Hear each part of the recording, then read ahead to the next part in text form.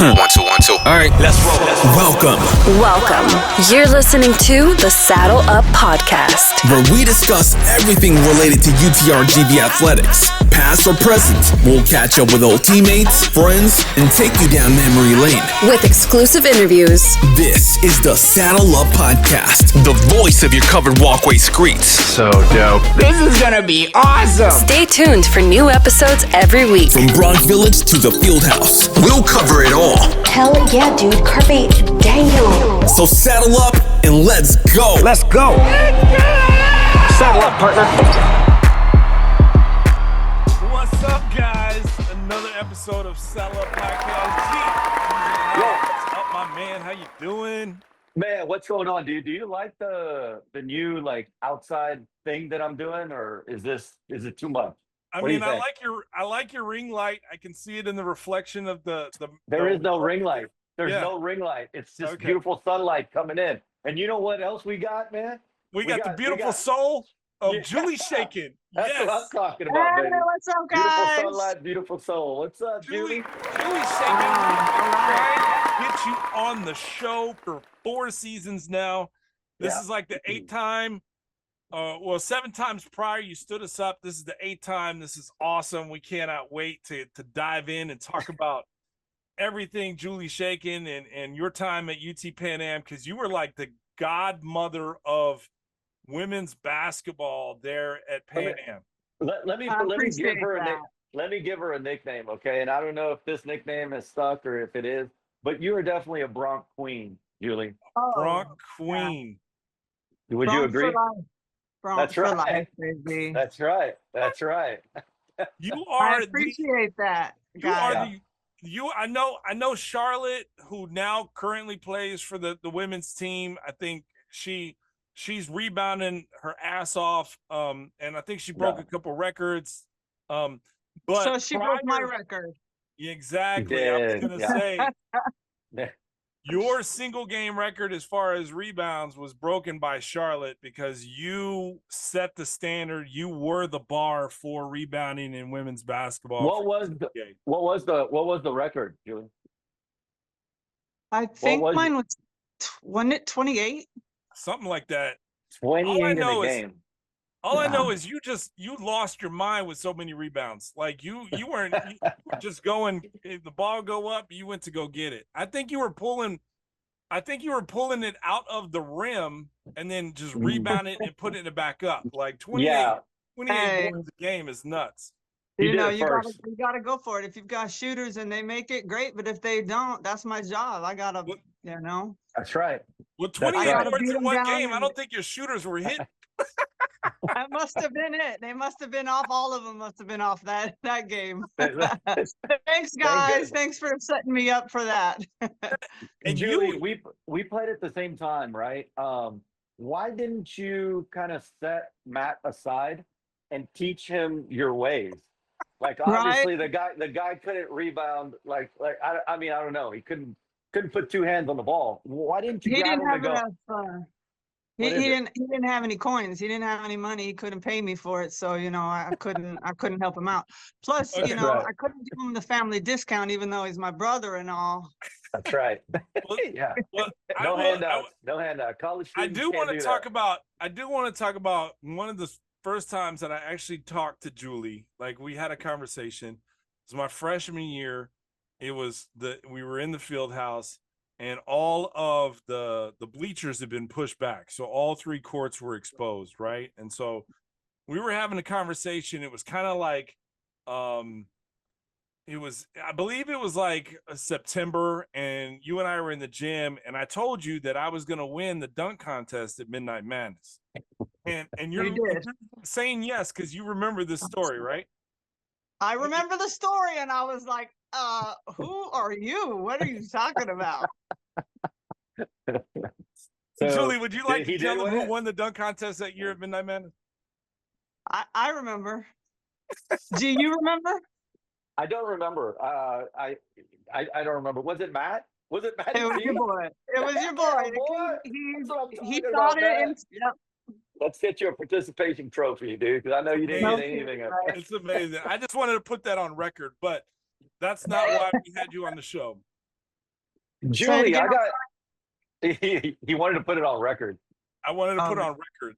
That way it lives forever in infamy, right? And so, but enough about me and G. Julie, what is going on? How have you been? Where are you now? Like, are you still in the valley? Let's think about. Let's take it back though. Let's take it back because we always like to talk to our athletes from those Bronx days about how they became a Bronx, like where they were. What high school they played for. How did they find out? How did you end up at infamous UTPA? It's a weird story actually, because I did play my freshman year somewhere else, and my mom actually came down here for a program through University of Texas Galveston, and the classes for physician's assistant were being given at Pan Am. And so she was down here. So when I finished my freshman year, like most of us do, we head back home. And once I got back home, I was just chilling with her. She was in school, and I would go to the gym and I would just shoot. And good old Cletus Green came through the gym and he was like, "Hey, what's going on? You want to play basketball?" And I was like, "Okay." And Coach Green. There it was. So then I just. And where were you playing at before? Where was that school your freshman year? Blinn Junior College. Okay, so okay, so you were at Blinn. Oh yeah, because I came out of Houston. I was in Houston, and then went to Blinn, and then ended up at Pan Am. Wow, that's crazy! I never knew that. I thought you were at Pan Am for the entire 6 years that you played. No, since you were like eight years old. Yeah. Because I mean, have we built a statue for you? I know Matt has a paper mache statue somewhere, but it got washed away with the rain. Have they built a statue for you yet, Julie? Not yet. No Hall of Fame, no statue, but that's all good because I had an amazing time while I was there. The friends, the traveling, the awards and all that, that's whatever. But you know, as long as I was doing what I was supposed to be doing, I was loving basketball, loving traveling, all of y'all coming through, the relationships that we built, just through basketball. And to get all of those experiences was just, it was amazing. Wow. Yeah, and you made it on the show. Yeah, and it was the culmination of everything that we went through. Now you're on Saddle Up Podcast. And now that I'm here, I think that would be the top of my basketball career. This will be this emulates everything. No award doesn't. One of us. Not just Julie, not just basketball. It's like a personal achievement. Like this is a lifetime achievement. Being on Saddle Up, just to let you. I mean, I'm just saying. Over, G. How do you know? No, but I'm saying it's a great milestone, right? It's a milestone. It's a milestone. And for it to be you two, for both of you to be the people that are on the podcast, and I've had the opportunity to spend a lot of time with both of you, and then of course to follow behind some of the amazing people that you guys have had on the show before. G, you're right. Like it is a huge achievement, and to be included, and to know that you guys didn't give up. You kept on calling and calling and calling. Julie, gotta be Julie. You don't understand how many times Matt and I texted, and we're like, "Man, is Julie in? Is Julie in?" Like we would take turns. When, "Hey, have you texted Julie?" Yeah. So because here's the reason, Julie, and other than because you're an awesome person and you're an awesome friend to us, and obviously you still stay in touch. But because you are, when we think about women's basketball in the 90s, going into the 2000s, you think about your achievement. We think about you, like people that watched you play remember you. You know what I mean? Like, so it's not only just, hey, you played, hey, you attended. People remember you. People remember for the things that you did on the court. What kind of, what would be your favorite memory if you could share it with everybody? That obviously it would be that rebounding game, right? But like just the game that just, comes out, like you that's the game you think about all the time, that you got to share with your teammates.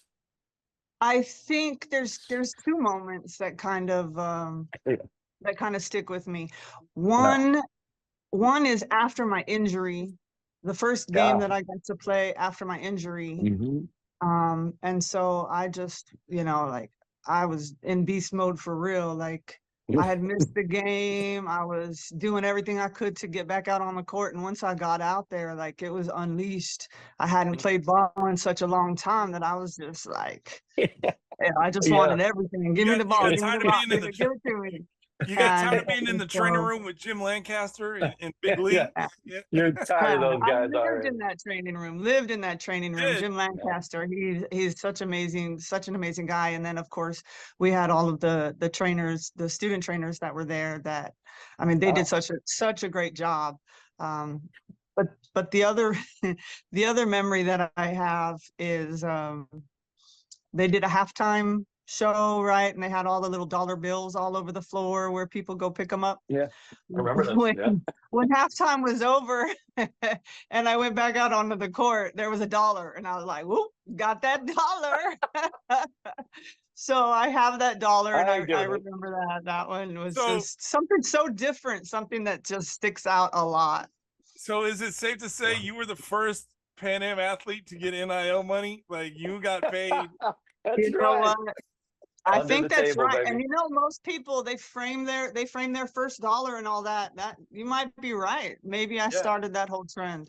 There you go. Did you frame it? Really? Do you have it framed or no? You still have it. Where do you keep it? I do have it. It's in my jewelry box. Okay.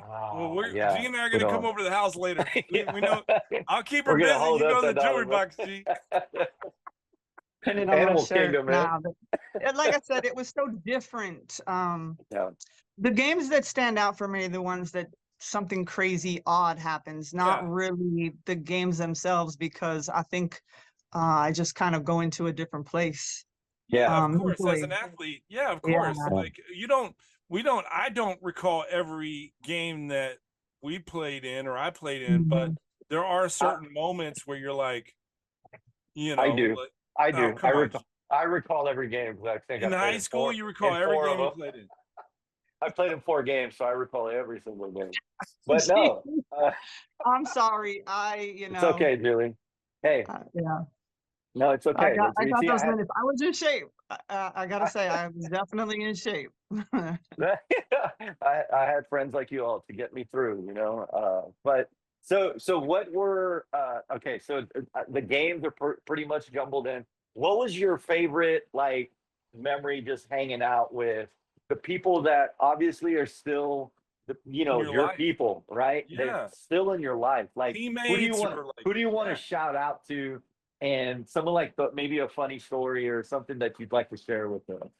Oh goodness. Okay, I've got a So one of the years we had, of course, our 2 French Canadians come down. We had Alex and Lindsay come down, and we got real tight.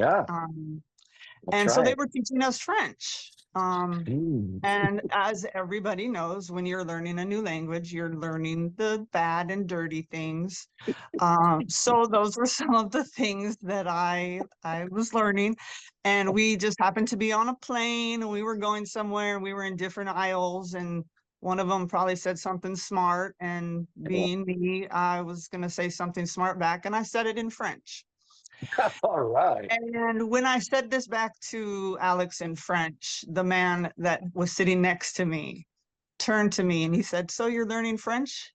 And I was like, no, that did not just happen. And I won't tell you what I said, but it was not a very nice thing to say. And of all of the seats and all of the people that could have sat next to me, he understood exactly what I said. So that is probably top of some of the moments outside of basketball. Oh my God. Well, those are the moments that we really remember a lot, right? Like those awesome moments. Yeah, the ones that make us laugh, the weird moments that we had with teammates. Okay, so this is other than Matt, right? Being your favorite person on the men's and women's basketball. Yeah, absolutely. Gotta give it to Matt. My favorite people. Your favorite. Shout out to your favorite people in men's and women's basketball, because we did hang out a lot, right? Yeah, absolutely. And it's hard to even even pick a name or two because we really Yeah. did ride with everybody, like all of us, all together, all the Yeah. time. We looked out for each other. That was the Yeah. thing. Absolutely. It was It kind of was, like, it was a family. It was Yeah, definitely was a like- family group. Yeah. And I was fortunate enough to really become part of several families down here, 3 families, matter of fact, Right. I met Larissa Molina and Yep. then Yeah, Brian. shout out who- to right? Larissa and Brian. Yeah. So for real, like that's brother and sister for me, and that's mom and dad. Yeah. Yeah. Then I had a female friend, Vivi, Veronica Yeah. Vela, of course. And her Yeah. parents were actually my parents representing me on parent night. Her Okay. parents were my parents. Wow. And then, of course, the co-senior that I had, the only senior that was there when I was a senior, was Jenny Ray Gaitan, Yeah. who's Shout now out to Garcia. Jenny Ray. Jenny Ray And said she's Jenny gonna be on the Ray- show too. So Jenny Ray, when you're watching this, you got to call Jenny. me Yeah, back. for sure. Let's get you on the Hey, show. hey, text me And back, so her girl. family was my family too. So I was very blessed to have my basketball family, and then to have 3 different homes open up to me and treat me so genuinely like their daughter. Mhm. And I think that's kind of what drew me back to the Valley after I left. I was gone for a while. Yeah, you were and gone for a little bit. You were coaching like in Beaumont, right? Like, Yeah, Yeah. I was coaching Gone in for a minute. Beaumont, coaching at Westbrook, loved it. Some different things were going on with the district, and that's whenever I decided to look for a job down here. And then that's Mhm. whenever I got a job working at Sherryland, coaching basketball. And you're still there. Perfect. I am still in Sherryland. I am Nice. not coaching anymore. I stopped coaching maybe about Couple years 5 ago. years ago. Yeah. Mhm. And I started doing special ed. It's really difficult to do special education and basketball at the same Do you time. do you It miss, is. G and I have this conversation off camera all the time, but because G was a coach and, now Mhm. he's transitioned, but, do you miss being in between the lines sometimes? Like actually like whistle in your mouth and just kind of getting kids and coaching kids and making them better? Or is that something that phase of your life has kind of passed you by? I do miss all aspects at times. I miss the practices of the corrections. I really enjoyed the teaching aspect of it, the foundations, the cheat moves. I do miss that. I don't know that I miss being a head coach. Being a head coach is just, it's a lot more than what I would have wanted. Assistant Yeah. coach for me is like probably the sweet spot. prime position. You Yeah. get a little I of both agree. worlds. I agree. Yeah. Right? You still get to Yeah, have I those agree. You connections get with the the kids. Yes, you connect and you get to develop them. You get to see them grow, but you don't Mhm. have the actual like pressures that the head Right. coach has. So you Right. get to kind of I think it's a perfect position. Would you ever consider going back into maybe an assistant position, assistant coaching position? I mean, I won't ever Yeah. say I wouldn't and that it would Yeah. never happen. Of course, I would leave that open, but I'm Yeah. very, very happy where I am. I'm at the alternative campus. I love working with, the knuckleheads that need some extra love and Yeah, they absolutely. need that little extra. And being that I was in special education for such a long time with the severe and profound, my patience has grown tremendously, and Love the that. individuality of the people that I'm around is extremely important to me. And so now with all of these different things that are going on with mental health, and we've got these Yeah. kids that are having major breakdowns and just don't know how to handle things, no conflict resolution and such, that I find myself feeling very blessed that I can be in their Yeah. lives, Yeah. feeling like I'm accomplishing huge milestones or, Yeah. even the tiniest of progress. I It think- for Dude, well, me that's how- They is definitely need someone like That's how you. you're Yeah. that's how you're fulfilling that little void of the Yeah. reward that you used to get with coaching. Now Absolutely. you're getting rewarded. Absolutely. Yeah. To see the That's progress awesome. in them, to be able to have those conversations and know that they're learning things and becoming better individuals, understanding their situations a little bit more. Yeah. And then that for me, that's my dopamine, I Yeah. love get that. up, go to school. I'm on full mode all day long. And then when I'm home at the end of the day, like that's me time. I'm chilling, leave me alone. Yeah. Like I need to decompress. This And- is why it took you so long to be on Saddle Up. Yeah. Yeah. This is- You know what's even crazier is, G, we're gonna have to bring her back for episode 2 because time has flown by. Like we're already like towards the end It's of the been show. like 25 years. It's been 25 It's been at years. least 25 years. And it's been Yeah. 25 years and about 30 minutes of trying to get everything that you're doing right now. But we got that's a pretty good bubble that we used right now to learn more about you, Julian. Let me tell you, Matt, this is crazy to me. Like when we hung out a lot back then, and then to see like the same people that we knew back then, and the way that they develop and mature, and the new things that are going on in their life, like that's why we're telling these stories. Julie, man, I've seen you in a different light today. And it's crazy that I'm literally telling you factual stuff. I'm seeing it in a different light. I didn't know that your passion was, and so rewarding to help with kids in that special ed environment, and that your soul is, it's a beautiful soul, man, because not everybody can do it. Not You know what I everybody mean? has the patience to do it. Not everybody can do it. So man, kudos to you, and you're doing Appreciate God's that. work. You're doing God's work, Appreciate Julie. it. Yeah, Well, absolutely. while she's working with her students, right? Let's get her some gift cards, dude. Let's feed her. Oh, dude, Julie. Let's feed her before we run out of time. Y'all, teachers in general, y'all already know we throw out that bank. And then to be a special education teacher, it's like, ooh, I know my kid likes this. Ooh, I know my kid likes that. And then You're the I'm motherly just figure. spend, absolutely.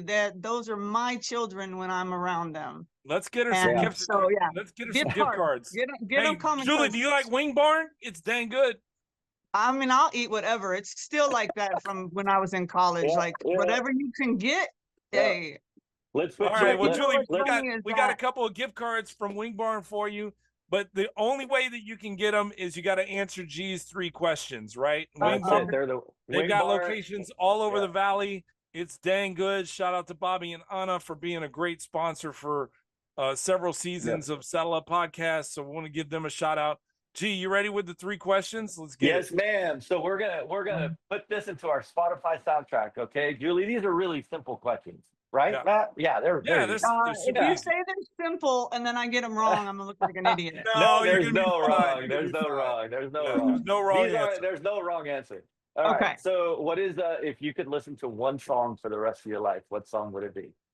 Just one. You can go back to it, but you only have one song in your playlist. What are you doing? Are you going back to the 90s? Are you thinking Club X? Are you thinking Hot Spots? Are you going John B? Hey, my memory is not like you could shout out to Judy Garza. You ask her any question, she will tell you exactly what was going on at any moment. I'll be like, what was I doing that night? Or what was, and she'll be able to tell me.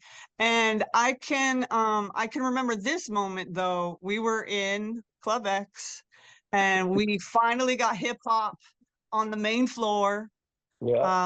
Probably a Sunday night, but we finally got our hip hop on the main floor. And it was right when Juvenile came out with Back That Ass. Man. Okay, back that ass up. And I'll tell you what, if you were to ask the people I was with, which I don't remember who was there with me, but I remember saying, this will be my forever song. I could never get sick of this song. Juvenile, back that ass up. Okay, that's to this day. Matt, due to time constraints, that's the only question I'm asking because we cannot move forward. That's the way we wrap this up. Drop the mic, Juvenile, back that ass up, Julie shaking. Thank you so much for being on the show. My God, you are I awesome. Appreciate it. I'll bring you the gift cards, Julie, from Wing Bar. Thank you so much for being on the show. You're welcome back anytime you want to come. Yeah, for sure. And let's get together at some point. Like we see each other IRL, as they say, right? Yeah. Absolutely. Right, we got to make that happen. Thank you, Julie. Thank you, Matt, for being you, such a good host to me, man. You didn't make fun of me one time today. Not today, brother. I gave you a break. All love. Till next week, guys. Saddle up. Saddle up, baby.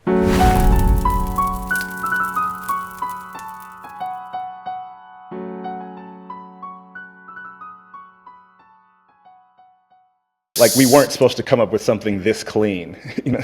Like, something happened.